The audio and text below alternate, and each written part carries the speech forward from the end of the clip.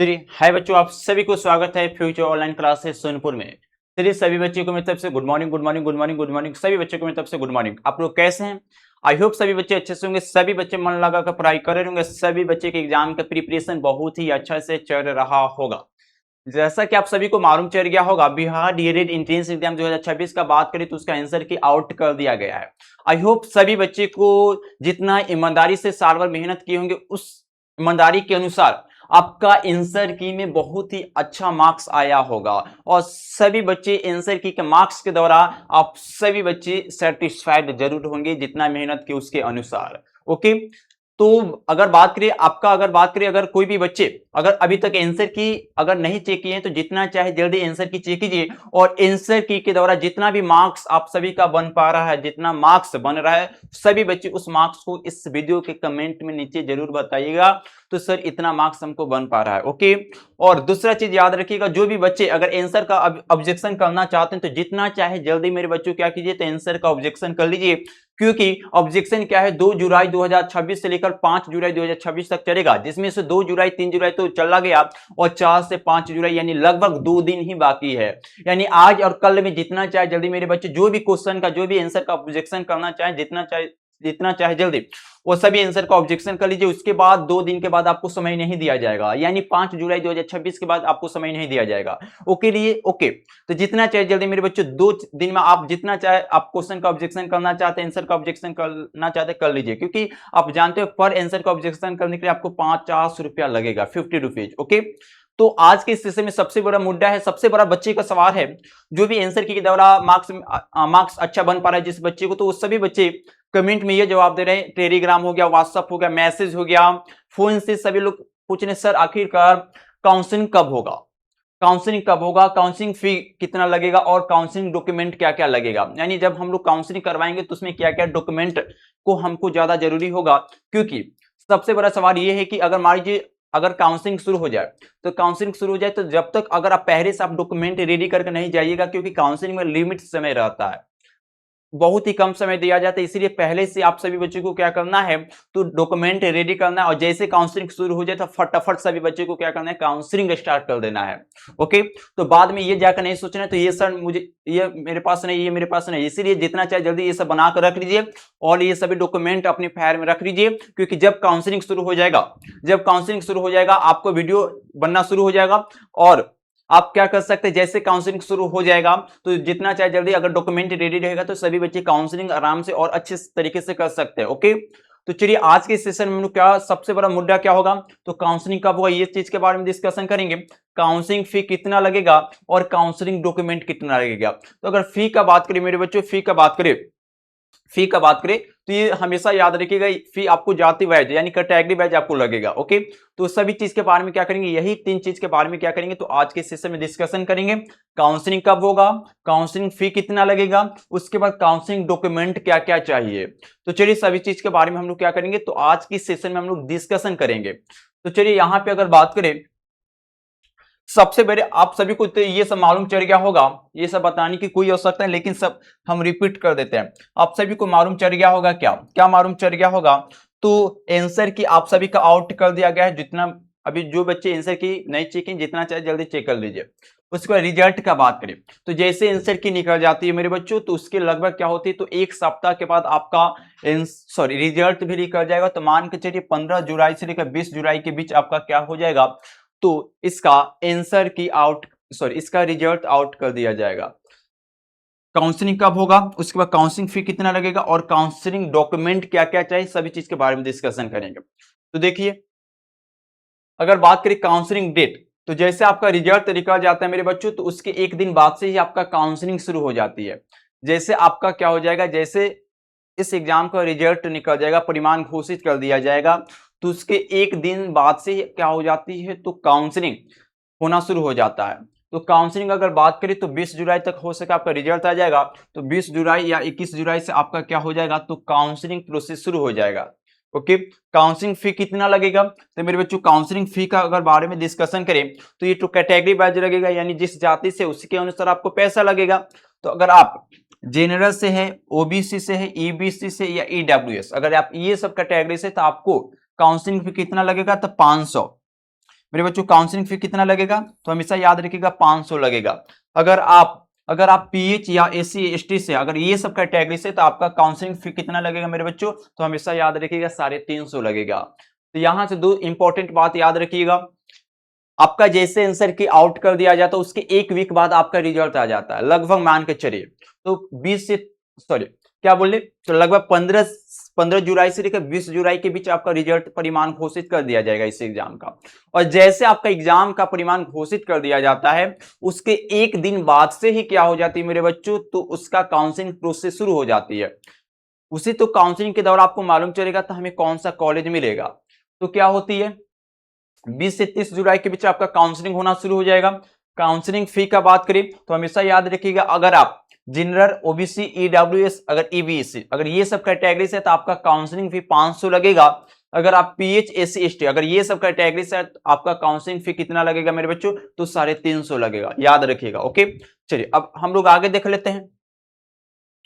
चलिए अगर बात करिए तो काउंसलिंग फी हो गया। अब देखिए काउंसलिंग डॉक्यूमेंट क्या क्या चाहिए, और काउंसलिंग डॉक्यूमेंट यानी काउंसलिंग कराते समय हमको डॉक्यूमेंट क्या क्या चीज का जरूरत पड़ेगा। तो देखिए काउंसलिंग डॉक्यूमेंट में आपको क्या क्या चाहिए। फर्स्ट तो चाहिए आपका क्या, तो डीएलएड का जब फॉर्म भरे होंगे आप सभी बच्चे एग्जाम देने के लिए, तो इसका एक फॉर्म पीडीएफ चाहिए। उसके बाद एडमिट कार्ड चाहिए, रिजल्ट चाहिए और रैंक कार्ड चाहिए। ओके, यानी रिजल्ट का नाम मतलब स्कोर कार्ड। तो एक तो आप काउंसलिंग जब करवाइएगा तो उसमें आपको ये सब चाहिए। डीएलएड का फॉर्म पीडीएफ, जब आप लोग एग्जाम दिए होंगे तो उसके पहले फॉर्म भरा गया होगा, तो उसका पीडीएफ चाहिए, एडमिट कार्ड चाहिए और रिजल्ट चाहिए और रैंक कार्ड चाहिए। तो डीएलएड का सबसे पहले ये आपको चाहिए काउंसलिंग कराते समय। तो ये सभी बच्चे को क्या करना है, तो ये सब रेडी करके रखना है। उसके बाद अगर बात करिए 10th का मेरे भाई मार्कशीट चाहिए। 10th का क्या चाहिए मेरे भाई, परिमाण पत्र, यानी कह सकते तो आपका 10th का मार्कशीट चाहिए। ओके, उसके बाद क्लास इंटर का भी क्या चाहिए मेरे बच्चों, क्लास 12 का भी मार्कशीट चाहिए। उसके बाद सीएलसी चाहिए, स्कूल में ही मिल जाएगा मेरे बच्चों। उसके बाद जाति निवास चाहिए। उसके बाद मेरे बच्चों आधार कार्ड चाहिए, फोटो चाहिए। उसके बाद पीच सर्टिफिकेट चाहिए। पीच सर्टिफिकेट कहने का मतलब अगर अगर आप विकलांग हैं तो उसका आपको एक सर्टिफिकेट, उसको प्रूफ करने के लिए आपको एक सर्टिफिकेट क्या करना पड़ेगा मेरे भाई, तो आपको काउंसलिंग कराते समय अपलोड करना पड़ेगा। तो वह यह जो उस बच्चे के लिए जो विकलांग है उसके लिए प्रूफ करने के लिए, सच में आप विकलांग है या नहीं इसको प्रूफ करने के लिए एक सर्टिफिकेट खोजता है। तो आपको जाकर क्या बनाना पड़ेगा, मेडिकल मतलब कोई भी हॉस्पिटल में जाकर बना लीजिएगा, बना देगा पीएच सर्टिफिकेट। क्योंकि आप इसके दौरान आपको क्या होगा, प्रूफ दिया जाएगा तो सच में हम विकलांग है। ओके, तो उसमें क्या होती है कुछ मतलब आरक्षण दिया या कुछ छूट दिया जाता है हर चीज में। तो अगर बात करें काउंसलिंग डॉक्यूमेंट ये चाहिए, एक डीएलएड का form PDF, admit card, result और रैंक कार्ड। ओके, 10th का मार्कशीट, क्लास 12 का मार्कशीट, सीएलसी, जाति निवास, आधार, फोटो और पीएच सर्टिफिकेट। अगर आप ये सभी चीज आपके पास जितना चाहे रेडी कर लीजिए, क्योंकि काउंसलिंग कराते समय ये सभी डॉक्यूमेंट की आपको क्या होगी, तो बहुत ही ज्यादा आवश्यकता पड़ेगी। ओके, तो अभी क्या कीजिए मेरे बच्चों, और जितना चाहे जल्दी आप लोग क्या कीजिए, तो ये सभी डॉक्यूमेंट रेडी कर अपने फाइल में रख लीजिए। जब काउंसलिंग शुरू होगी, जब काउंसलिंग होना शुरू हो जाएगा तो आप फटाफट जाकर सभी बच्चे क्या कर लीजिएगा, खुद से लैपटॉप होगा या आप साइबर में जाकर भी काउंसलिंग कर सकते हैं। ओके, तो अगर कुछ आइडिया नहीं है इस समय तो आप गलती मत कीजिएगा मेरे बच्चों, 100-150 लगेगा, जाकर आप साइबर भी कर लीजिएगा। क्योंकि काउंसलिंग अगर आप गलत किएंगे, अगर मेरे भाई मार्क्स आपको अच्छा आया होगा, अगर काउंसलिंग आप गलत तरीके से कर दीजिएगा तो अच्छा मार्क्स आने के बावजूद भी आपको अच्छा कॉलेज नहीं मिल पाएगा। इसलिए काउंसलिंग बहुत ही अच्छे तरीके से किया जाता है, बहुत ध्यान से किया। अगर आपको इसके बारे में कुछ जानकारी नहीं है तो उस भाई बहन से जानकारी लीजिएगा या कोई दूसरे से जानकारी ले लीजिएगा। तो कैसे काउंसलिंग करेंगे मेरे भाई बहन से पूछकर आप ले लीजिएगा, अगर कोई इसके बारे में जानते होंगे तो।